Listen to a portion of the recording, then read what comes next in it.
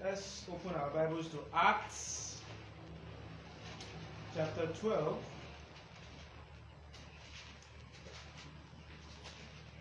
Acts 12. We'll read from verse 1 to 19. It's a long reading. Acts 12, from verse 1 to 19. It was about this time that King Herod arrested some who belonged to the church, intending to persecute them. He had James, the brother of John, put to death with a sword. When he saw that this met with approval among the Jews, he proceeded to seize Peter also. This happened during the festival of unleavened bread. After arresting him, he put him in prison, handing him over to be guarded by 4 squads of 4 soldiers each. Herod intended to bring him out for public trial after the Passover. So Peter was kept in prison, but the church was earnestly praying to God for him. The night before Herod was to bring him to trial, Peter was sleeping between 2 soldiers, bound with 2 chains, and sentries stood guard at the entrance. Suddenly an angel of the Lord appeared, and a light shone in the cell. He struck Peter on the side and woke him up. "Quick, get up," he said. And the chains fell off Peter's wrist. Then the angel said to him, "Put on your clothes and sandals." And Peter did so. "Wrap your cloak around you and follow me," the angel told him. Peter followed him out of prison, but he had no idea what the angel was doing. He had no idea that what the angel was doing was really happening. He thought he was seeing a vision. They passed the first and second guards and came to the iron gate leading to the city. It opened for them by itself, and they went through it. When they had walked the length of one street, suddenly the angel left him. Then Peter came to himself and said, "Now I know without doubt that the Lord has sent his angel and rescued me from Herod's clutches and from everything the Jewish people were hoping would happen." When this had dawned on him, he went to the house of Mary, the mother of John, also called Mark, where many people had gathered and were praying. Peter knocked at the outer entrance, and a servant named Rhoda came to answer the door. When she recognized Peter's voice, she was so overjoyed and ran back without opening it and exclaimed, "Peter is at the door." "You are out of your mind," they told her. When she kept insisting that it was so, they said, "It must be his angel." But Peter kept on knocking, and when they opened the door and saw him, they were astonished. Peter motioned with his hand for them to be quiet and described how the Lord had brought him out of prison. "Tell James and the other brothers and sisters about this," he said, and then he left for another place. In the morning, there was no small commotion among the soldiers as to what had become of Peter. After Herod had a thorough search made for him and did not find him, he cross-examined the guards and ordered that they be executed. So we are still looking at the New Testament church as we look at the exposition of Acts. And today, we are going to be looking at something that the church needs to learn from the church in the book of Acts. And that is, God is sovereign in persecution. That's the title. God is sovereign in persecution. Well, the Real Baptist Church, I know the word sovereignty of God should not be too hard for us to understand. Even though we have not paid school fees for theology class. God is sovereign in persecution. And what do we mean by sovereignty of God? Sovereignty of God, as a reminder, is that God is in control. That nothing can happen without God allowing it to happen. So when we say God is sovereign in persecution, we are saying that Persecution occurs because God has allowed it to happen. And whatever is going to happen in the midst of persecution is what God has allowed to happen. What God is not ready to allow in the midst of a persecution can never happen. So what am I saying? That if a church or Christians are facing persecution, before we blame the devil, before we blame the people persecuting us, let's understand that that persecution has only happened because God has allowed it to happen. I know, going back to the Gospels, Matthew, Mark, Luke, and John already creates that for us. It's just that I don't know what is happening to the Christians of today, which is different from what the Christians of the New Testament church in the book of Acts understood. That's why we keep seeing persecution as something strange. Jesus warned us a lot. In fact, the whole of John chapter 16 from verse 1 to verse 33 was to prepare the mind of the church for persecution. Jesus talking in John 16 started by saying that, look, the time is going to come that those who kill you will think they are doing God a service. And he ended that discussion in verse 3 where we took our call to show worship. He said, my peace I give to you, but not as the world gives. In this world, you will have many, he even qualified it. Not small, not few. Many troubles. But take heart. Actually, don't mind NIV when they say take heart. Jesus said, rejoice. But they try to, how do you rejoice in many troubles? And he said, rejoice because I have overcome. How do you overcome and we are still facing trouble? Those are some of the things that the current church don't want to understand. So if Jesus has promised that we are going to face trouble, then if we are not facing trouble, then he is a liar. Abi? If he has promised that we will face persecution, then if we are not facing persecution, then we are saying Jesus is a liar. But he promised that the church will face persecution. But what are we saying? That there is a way the sovereignty of God works in the midst of persecution. That when we see persecution happening, God is in charge. And there is a way it plays out. And what lessons can we learn as the current church? By understanding that God is sovereign in persecution. Because one of the things we'll be seeing in this text is that, look, the New Testament church understands the sovereignty of God in persecution, and it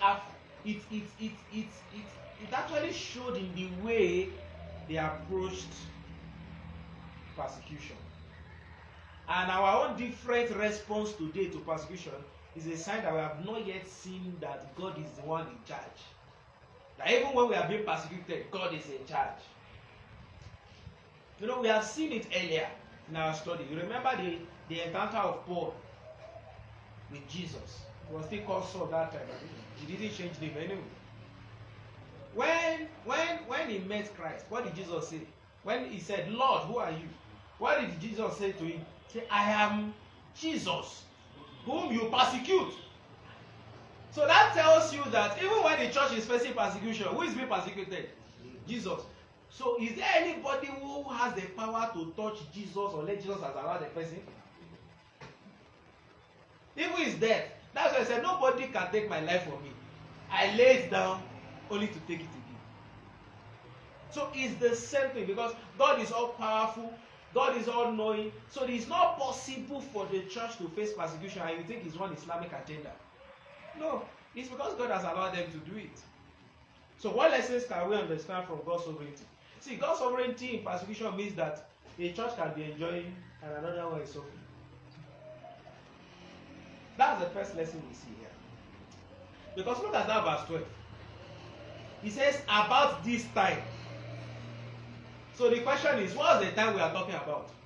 Is the time or what we just finished reading?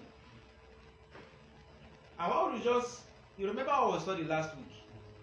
The church in Antioch, the Bible says they were what? They were preaching to Gentiles. And many people started giving their lives to Christ. Why? Because the hand of the Lord was with them, Abi? Yes. So the same hand of the Lord that was on the church in Antioch. And what did the hand of the Lord do? Many people were coming to Christianity. That same hand of the Lord on the church in Jerusalem, what was it causing? Persecution. The same hand of the Lord, though. The same one. Are we trying to say that the church in Antioch was more spiritual than the church in Jerusalem? That's why the church in Antioch was growing. No, that's what the Bible says. They were growing. Both spiritually and in numbers. But what was the portion of the church in Jerusalem? Persecution. The same period when the church in Antioch was growing, the church in Jerusalem was facing persecution. And that's what? The sovereignty of God. God cannot question him. It's not because the church in Jerusalem offended God. Because the time of the church of Antioch was going to come too. It's turn by turn. You know, the church in Jerusalem also enjoyed a time of growth. They enjoyed a time of peace. It's their turn for persecution. So God's sovereignty is in persecution tells us that every church has their own periods.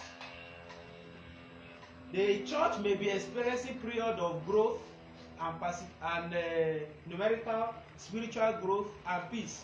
While another church, the period they are in is the period of what? Persecution and suffering. That's God's sovereignty. And we can't question him. It doesn't mean that the church that is growing spiritually and growing physically, it doesn't mean that they are more spiritual. It doesn't mean that the church that is suffering is because they are sinners. It is God's sovereignty. So God's sovereignty. Because the Greek word that talks about time there, it talks about period. That the same period when the church in Antioch, they had many prophets. Prophets were prophesied to them. The same period. And guess what? Now, this is what was another thing you must understand about that period. That was a terrible time for the church in Jerusalem. Because you remember, the last thing we read about the church in Jerusalem was that Agabus, in chapter 11, that Agabus prophesied that there was going to be famine. And the famine was really severe in Jerusalem. So people who are hungry because of famine, they are the ones still now facing persecution. How do you explain that? Today, if there is a church where they are hungry and on top of that, X-Men are still pushing them up and down, they will say, they are sinners. It's because they don't have faith. Let's go and check. The apostle must be doing something. He's not anointed.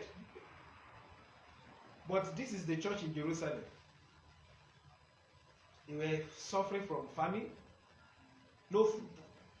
At the same time, that was the same time Herod felt it's time to persecute these people.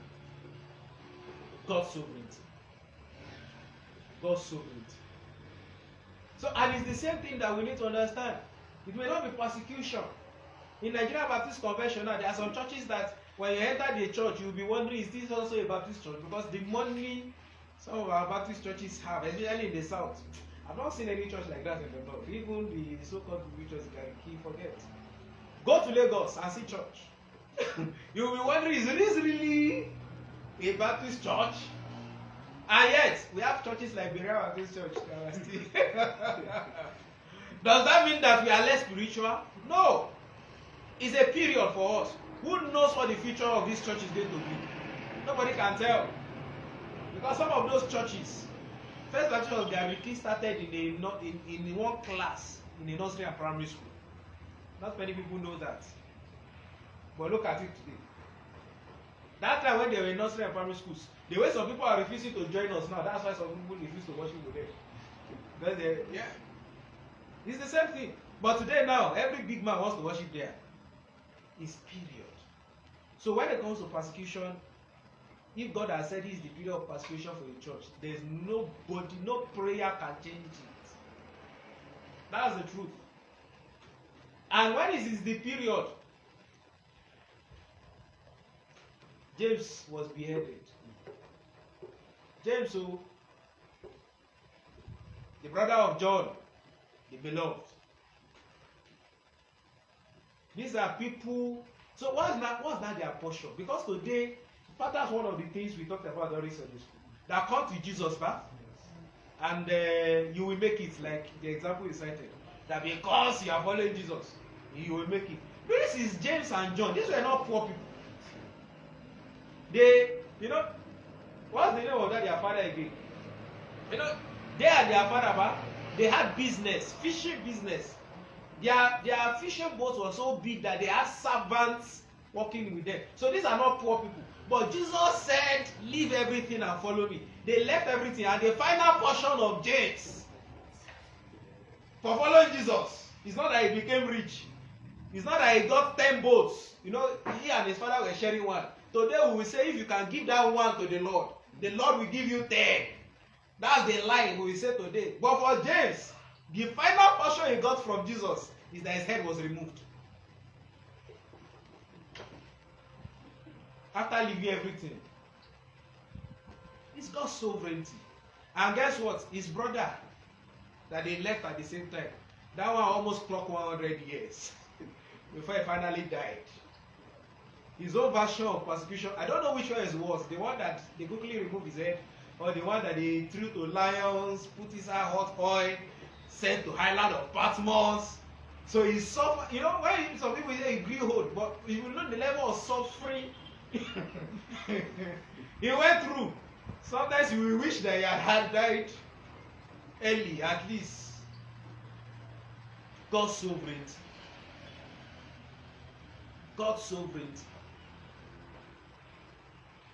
But God's sovereignty also means, which is the second thing we see here, is that those he has destined to escape will escape.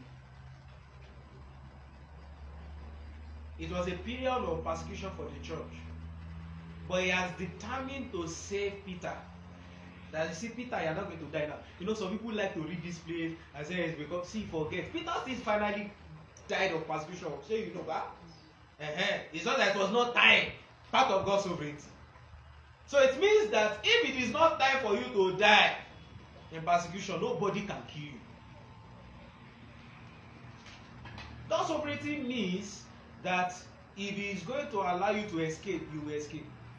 And if you are not going to escape, if you like, carry gun. You know, they are saying, defend yourself, buy weapon. And if you like, carry gun, carry everything. At least I had one story of a Baptist deacon who had a gun during one of the, I think, 2000 crisis in Kaduna. But guess what? He was still killed with his gun beside him. He didn't even shoot one bullet. And I think I've shared the story here before. And what happened when they finally were finding out? Of course, poor people cannot even buy guns. So he had some money. And there's this northern Muslim that used to sit just roaming around in front of his house, in front of his fence. So, and they used to gist. So one day he asked that one, what exactly are you doing? That one said he does not have any job. Okay, what can you do? He said he can be selling suya. He said, go and be selling. And he said he does not have money to start. How much do you need? He told this deacon. And the man gave him money to start the business. And he was using the location. The location was the front gate of this deacon. And so when the crisis broke out, he was standing in front of protect his house with his gun. And the mob was coming. And he saw that it was this man that he gave money to start business that was doing in front of his house that was leading the mob.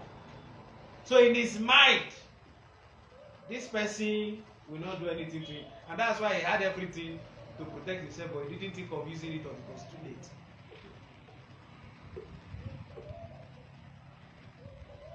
So if God don't say you will die for persecution, nothing you do. Is it that Peter was more anointed than James? That's why they killed James and Peter escaped. Okay, what about Stephen that had been killed earlier? Some people were not even mentioned. It's just because of the prominence of these two that they were mentioned. Now, some people have said it's because, I don't know if you have had this kind of sermon before. They say it's because the church did not pray now. They killed Stephen, they did not do anything. They killed James. It's after they killed James, the church know they must pray. And when they prayed, God delivered Peter Organ alive. Because when you go and read the text in the original language, there are majorly two Greek words for prayer. I will not tell you what they are. If you want to know, they say God has called you. You don't read the Greek. And then you will come and learn Greek in the seminary. There are two major Greek words in the New Testament that are translated prayer. There are more than two. The first one, which is the most common, right, talks about asking for things. It literally means to ask for something. That's prayer. But you see, that's not the one that was used here to describe the prayer of the church. You know, the Bible says the church prayed earnestly for him. Are we following? Because if you look at what, sometimes it's because we don't listen to what the Bible is saying. From verse 5, that's Acts chapter 12, verse 5. It says, so Peter was kept in prison, but the church was earnestly praying to God for him.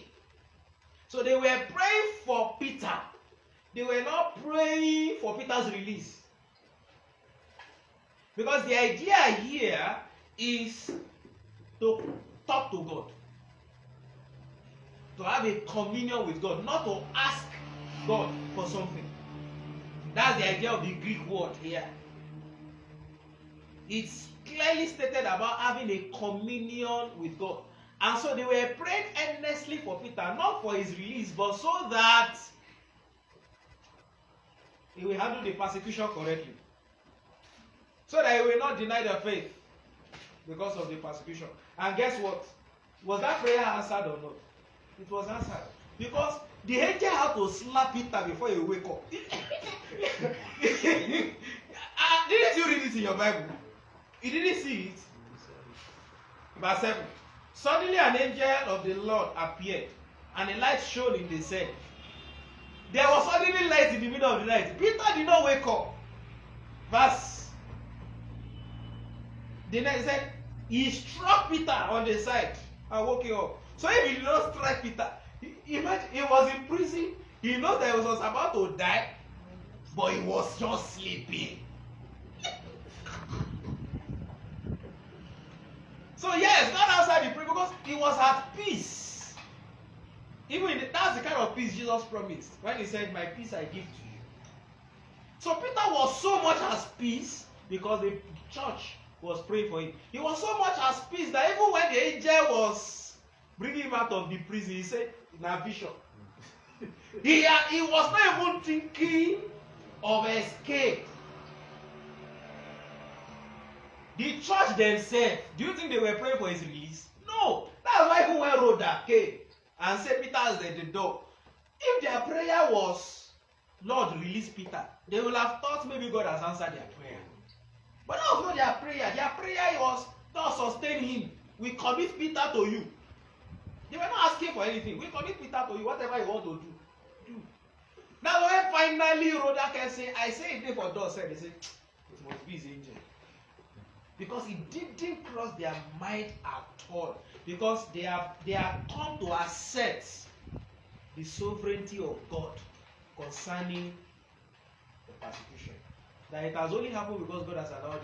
And whatever God is going to do about it is what He's going to do about it. And that tells us that in the midst of persecution, the kind of prayer we should pray is the kind of prayer the church prayed. Just commit ourselves to God. If God will allow us to escape, He will allow us to escape. If God has said we are going to die in it, it will be to His own glory. God's sovereignty in persecution. God's sovereignty in persecution. So the angel miraculously saved Peter because it was not time for him to die, which I've already mentioned. It wasn't time. And since it was not time, he escaped. And one lesson again is, see, God's sovereignty in persecution means you must follow God's leading. That's the third one. You must follow God's leading, even in the midst of persecution. How do we see that? Look at Peter. We have studied earlier. There was a time they were in prison also, and they were released like that. But what did the angel tell them? Go back to the temple court, the same place where they were arrested, and go on to go and preach. Abi? But this time around,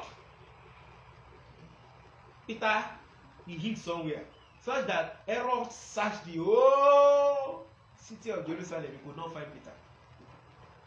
So that tells us what? There is a time God will say hide, and there is a time God will say go out there in public. So this time I believe God told Peter to hide. But earlier, God told them, go back in public. So even understanding God's sovereignty in persecution means there will be time God will say, see, you don't need to run. Stay here. Understanding God's sovereignty in persecution means there will be times God will say, okay, now that you have escaped, you have to go back and continue the work. There's a time, God's sovereignty in persecution means that sometimes you will say, oh yeah, go and hide somewhere until this thing has passed. God's sovereignty in persecution. So what does that tell us? That we cannot stop persecution.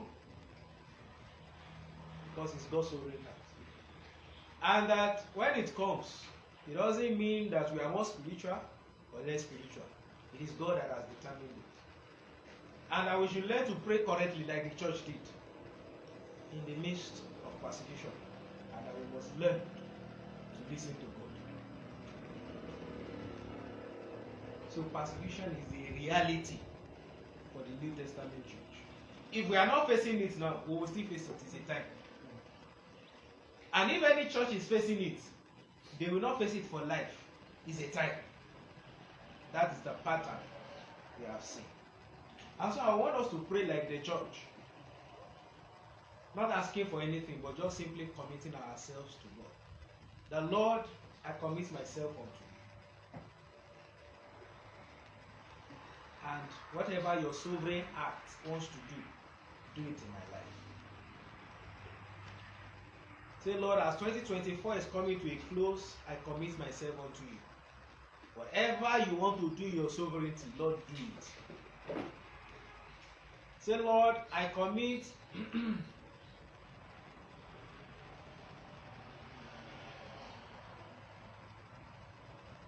we commit Berea Baptist Church unto your sovereignty. Whatever is your will, Lord, do it. Lord, I commit my family, my children, my spouse unto you. Whatever is your sovereign will, Lord, do it. Say, Lord, open my ears, open my heart to know what you expect of me per time, even as I move from 2024 to 2025.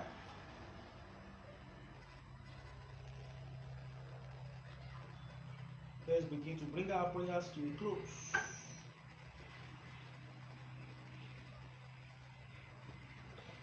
In Jesus' name we have prayed. Amen.